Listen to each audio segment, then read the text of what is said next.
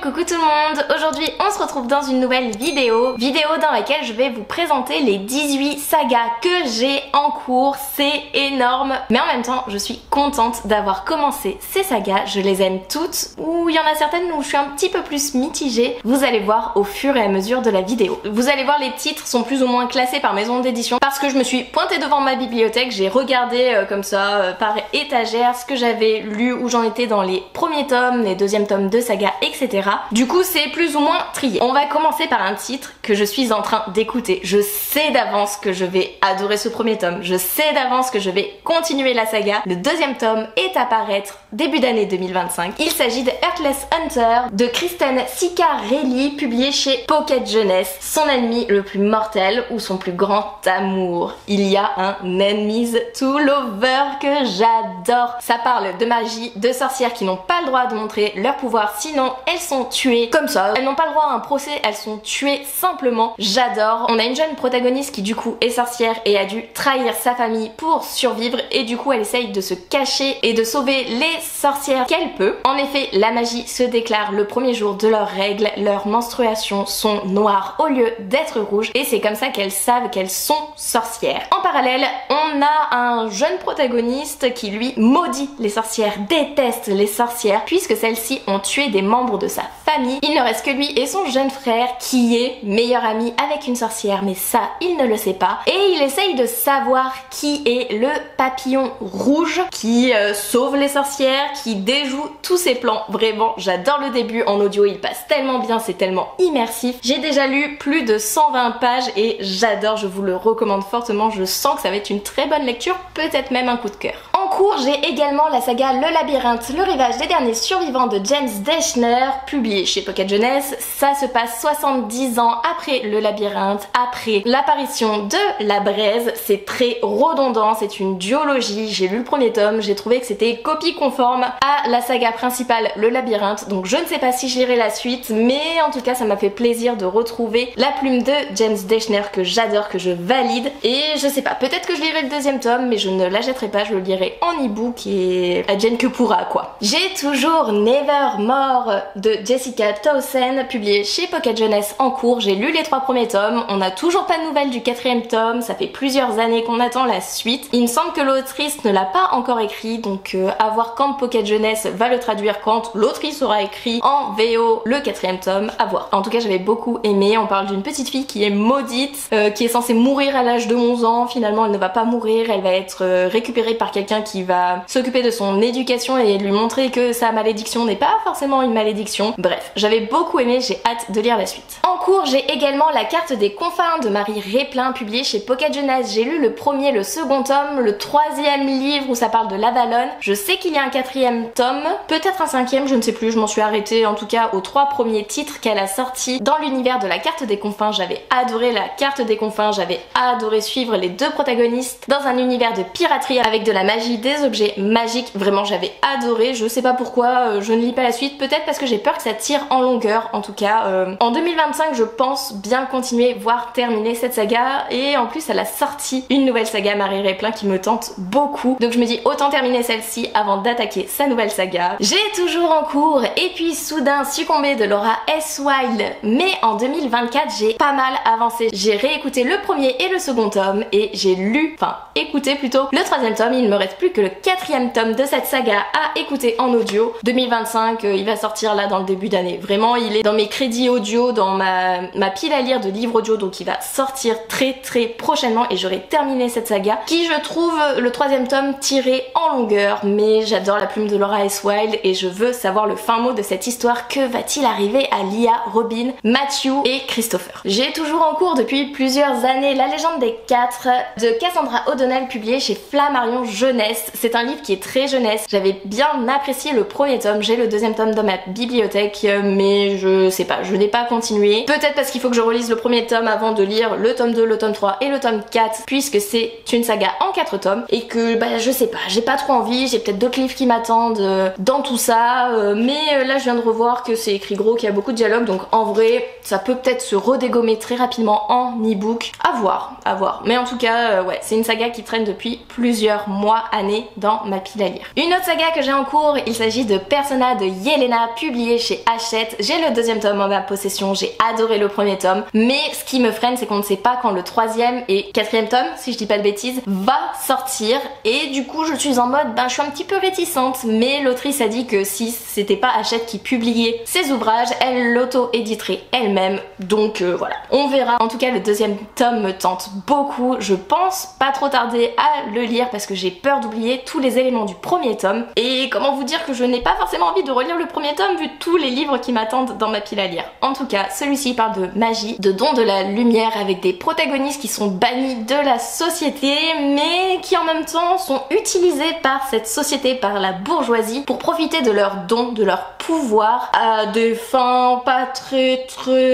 belle. En 2024, j'ai commencé une nouvelle saga que j'adore. J'ai adoré ce premier tome, je l'ai dévoré. Je n'arrête pas de vous le recommander en ce moment. Il s'agit de Elle et le feu de Alice d'Oublier, publié chez Hachette. J'ai qu'une envie, me poser et commencer le second tome. Et ça ne serait tardé parce que vraiment, ce premier tome est tellement rythmé. On va suivre 3 protagonistes différentes. Une protagoniste qui possède le pouvoir du feu, a de la magie en elle, mais elle doit se cacher, sinon elle doit mourir. Une protagoniste dont sa famille est en mode non mais t'es la petite dernière, c'est pas grave si tu tombes pas amoureuse, si tu te maries pas, vas-y on s'en fout. Sauf que elle veut prouver qu'elle existe et qu'elle a de la valeur pour sa famille. Et la troisième protagoniste qui va bientôt devenir reine de son royaume. Elles vont toutes les 3 se retrouver pour un événement à la capitale car le prince de la capitale qui règne sur les différents royaumes est en âge de trouver sa dulcinée, de se marier à des fins politique, et tout ne va pas se passer comme prévu. J'ai vraiment adoré. Attention au trigger warning, il y a des abus de pouvoir, des abus physiques, psychiques, des viols. Faites vraiment attention, mais c'est un ouvrage qui est très rythmé, que j'ai adoré, entre conflits, complots, manigances, guerre, rébellion. J'adore, vraiment j'adore, je vous le recommande et j'ai tellement envie de lire le second tome. Je sais plus quand j'ai commencé cette saga, mais j'ai commencé Gardien des cités perdues, j'en suis au 2e tome, je l'écoute en audio cette saga aussi, je dois écouter le 3e tome. Pour moi c'est une réplique de Harry Potter avec de jeunes enfants qui ont des pouvoirs magiques. Il y en a une qui a vécu dans le monde des humains, qui découvre qu'elle a des pouvoirs magiques, des dons de... comment dire, des dons psychiques, et du coup elle va être le summum des protagonismes dans son monde, enfin dans le monde où elle est censée être. Pour moi c'est un copie conforme d'Harry Potter, je n'arrive pas totalement à m'attacher au personnage, je n'arrive pas à avoir assez d'empathie, assez d'attache au protagoniste, mais en même temps j'aime bien l'histoire, la protagoniste principale et les 2 protagonistes secondaires me tentent beaucoup, me hype beaucoup, je m'attache petit à petit à eux, mais vraiment c'est au fond, vous voyez, c'est vraiment minime, c'est pas une histoire pour laquelle j'ai envie de continuer direct d'instinct, de me jeter sur le 3e tome, voyez-vous, mais plus de me dire ouais je le lirai quand j'aurai un temps ou quand je ne saurai plus quoi lire en audio. En cours j'ai également Les Arcanes de Brume de Fanny Caldin, publié chez la collection R. J'ai lu le 1er tome, j'ai le 2e tome dans ma pile à lire, le 3e tome va sortir cette année, et voilà, j'avais bien aimé ce 1er tome, c'était assez lent. On va suivre Pi qui est une jeune SDF qui va croiser une vieille dame qui va avoir besoin d'aide. Pi va l'aider parce que cette vieille dame est pourchassée par un homme qui en veut à ses cartes. Elle va réussir à sauver la vieille dame, mais la vieille dame va mourir quelques heures plus tard et lui léguer ses cartes. Pi va en profiter pour faire genre qu'elle est cartomancienne, qu'elle lit l'avenir à travers les cartes, mais peut-être qu'elle ne fait pas simplement semblant et que au fur et à mesure elle va découvrir qu'elle en est capable. C'est un long périple, c'est très descriptif, c'est très dans la contemplation des choses, mais la phrase de fin m'a fait me dire non mais là je veux la suite, juste pour une phrase vraiment, et je suis en mode bah non. Alors que j'ai trouvé ce livre assez lent, mais il y avait des éléments qui m'ont ultra intriguée. Il faut savoir que je déteste les lenteurs, mais je sais pas, celui-ci m'a convaincue, du coup je lirai le second tome prochainement. Une saga que j'ai commencé, que j'adore, que je raffole. J'ai préféré le 1er tome au second tome, mais peut-être parce que j'ai tiré en longueur ce second tome, entre la fatigue, le manque de temps, il a duré, du coup j'ai peut-être pas su l'apprécier autant que j'aurais dû. J'ai commencé la saga Supernova de Axel Ménéglier, publiée chez la collection R. Le 1er tome a été une dinguerie, je l'ai bouffé, je l'ai dévoré. On va suivre Cassiopée qui vit dans le monde des humains et qui va apercevoir un tatouage particulier sur certaines personnes qui ressemble fortement à son pendentif, le pendentif que sa mère lui a légué, sa mère biologique lui a légué, et du coup elle va s'intéresser à ce pendentif, à ces personnes qui ont le tatouage qui ressemble fortement à son pendentif. Elle va les suivre et découvrir le monde des constellationnistes, où elle va voir que en fonction de son signe astrologique, on peut avoir des dons particuliers. Par exemple, les poissons, ce sont des guérisseurs. Les scorpions ont la capacité de se transformer soit en humain, soit en animal. Il y a les cancers qui sont dotés du pouvoir d'empathie. Ils peuvent déceler les émotions d'autrui et s'ils sont suffisamment puissants, les modifier, etc. Vraiment, j'adore cette histoire. Le second tome, du coup, comme je disais, vu que je l'ai un peu tiré en longueur, j'ai eu du mal à rentrer dans l'histoire, mais je me suis de dingue attachée au personnage. Et vraiment, je suis en mode, mais non, c'est quoi cette fin? J'ai trop hâte d'avoir le troisième tome qui sort cette année. Normalement, on croise les doigts. Vraiment, je vous recommande cette saga qui est tellement prenante et addictive. Le troisième et dernier tome de Vampiria America va sortir cette année et du coup j'ai adoré, j'adore, je suis à jour dans la saga de Victor Dixon et j'en raffole, histoire de vampires. Cette saga est plutôt rythmée à La Casa de Papel pour le premier tome, donc celui-ci. Le second, on voyage un petit peu, on est un petit peu en mode cowboy, Far West, rébellion, etc. Et le troisième, j'ai hâte de savoir ce que ça va donner. Même si je suis un petit peu déçue que ça soit pas vraiment un troisième tome mais plutôt un préquel. Et du coup je suis en mode bah non, je voulais vraiment un troisième tome. Après ça se trouve ça sera vraiment un troisième tome, mais c'est qu'en fait on retrouve des protagonistes de la saga Vampiria et les protagonistes de la saga Vampiria America. C'est pour ça que c'est pas étiqueté comme un troisième tome, mais pour moi ça sera un troisième tome. En tout cas je l'espère, j'adore les écrits de Victor Dixon. C'est publié chez la collection R et j'en raffole, surtout en audio. J'ai lu le premier tome de Red Storm de Charlotte Aubrin publié chez Big Bang et il me reste que le second tome à lire pour terminer cette saga de piraterie avec de la magie, des pouvoirs assez obscurs, une quête, de la rébellion, des découvertes, genre en mode la protagoniste principale ne sait pas ce qui est arrivé à ses parents, elle va en savoir plus au fur et à mesure. Par contre ce premier tome je l'ai trouvé un petit peu pas lent, mais genre la protagoniste principale on n'en apprend pas tant que ça sur elle et du coup je trouve ça dommage, mais en même temps on a un magicien dans l'histoire où on en apprend mais de dingue sur lui et ce personnage m'intrigue énormément et j'adore ce personnage. Vraiment je suis en mode c'est trop bien. Du coup j'ai hâte de lire le deuxième et dernier tome de cette saga, de terminer une saga de piraterie. J'adore la piraterie. Sachez-le. J'ai commencé en 2024 Kezia, le premier tome de Maddy Plume, c'est de l'auto-édition. J'ai le deuxième tome à ma possession, le troisième tome normalement sort en 2025 ou 2026, je ne sais pas encore. C'est une réécriture de conte d'Anastasia, j'adore vraiment. Même si au début le personnage de Kezia est assez insupportable, assez centré sur elle-même, au fur et à mesure on comprend pourquoi elle est comme ça, pourquoi elle pense à elle. Elle a perdu toute sa famille, tragiquement, de façon assez barbare quand même. Il y a une censure de la lecture, elle doit se faire discrète parce que sinon elle peut mourir à tout moment. Bref, elle essaye de penser à elle et ce côté-là m'a un peu insupportée. Mais au fur et à mesure, on comprend, elle évolue et ça c'est bien et j'ai hâte de lire le deuxième tome. Ça se dévore, il y a beaucoup de dialogues, c'est très rythmé et on sent qu'il va y avoir une petite romance comme moi je les aime. J'ai commencé en 2024 All of Us Villain de Amanda Foody et C.L. Herman publié chez Milan. Le second tome est sorti en mars 2024, le 6 mars 2024 et je ne l'ai toujours pas lu alors que je suis censée lire ce livre parce que déjà j'ai adoré le premier tome, même si les 150 premières pages étaient assez longues et assez lentes, surtout à mettre en place quand on suit 7 familles, 8 familles, je sais plus combien on en suit, 7 familles, donc 7 protagonistes différents, 8 même à un moment donné. C'était assez compliqué de rentrer dans l'histoire, mais après c'était juste dingue. Un livre rythmé en mode Hunger Games où t'as 7 familles qui à chaque lune pourpre, voile pourpre pardon, la lune de sang, se battent entre eux. Ils élisent un jeune protagoniste, un jeune personnage qui va défendre sa famille jusqu'à la mort. Vraiment,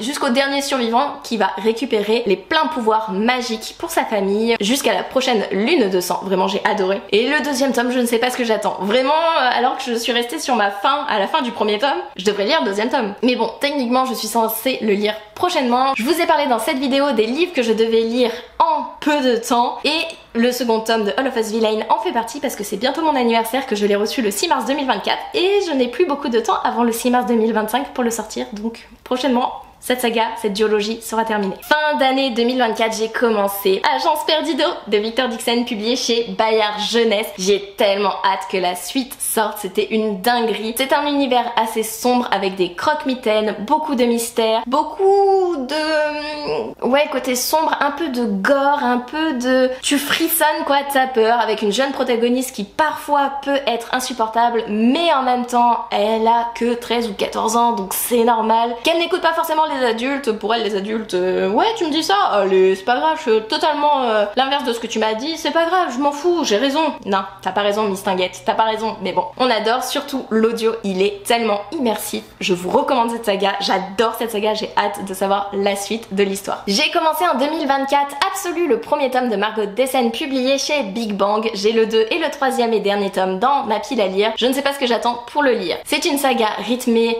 en mode Hunger Games, le labyrinthe, divergente, dystopie quoi, j'adore vraiment, on va suivre des protagonistes qui vont être en âge d'intégrer un espèce de bloc où il y a un ennemi dedans, en fonction de la faction qui sont avec des particularités, genre il y en a qui sont doués en médecine, il y en a qui sont doués pour la guerre etc, vont devoir s'allier pour vaincre du coup l'ennemi qui est dans ce bloc, et voilà. J'adore, et je sais pas ce que j'attends pour lire la suite, il y a déjà des morts, des rebondissements de dingue, il y a des trahisons, j'adore. Et la dernière saga que j'ai en cours, que j'adore, que j'ai dévoré en audio, le second tome. Pourtant ça faisait 2 ans que j'avais lu le premier tome, que j'avais pas commencé le second tome. Il s'agit du sang et de la cendre de Jennifer L. Armentrout, publié chez De Saxus. J'ai terminé le second tome très récemment. Il y a un 3e, un 4e, il y a une saga en parallèle, vraiment il y a beaucoup de tomes dans cette saga. Le premier tome j'ai adoré. On suit une jeune protagoniste qui est l'élu et qui est sélectionnée pour être élevée, c'est la pucelle, elle n'a pas le droit de montrer son visage, elle est vierge,